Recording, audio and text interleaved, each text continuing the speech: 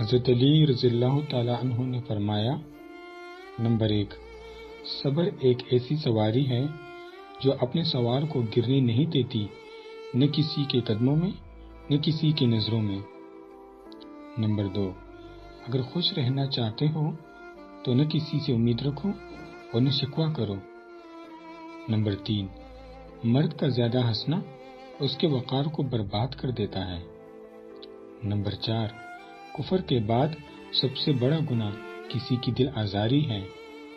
Number 5، مشکل وقت میں ہمیشہ دعا مانگا کرو، کیونکہ جہاں انسان کا حوصلہ ختم ہوتا ہے وہاں سے اللہ پاک کی رحمت شروع ہوتی ہے۔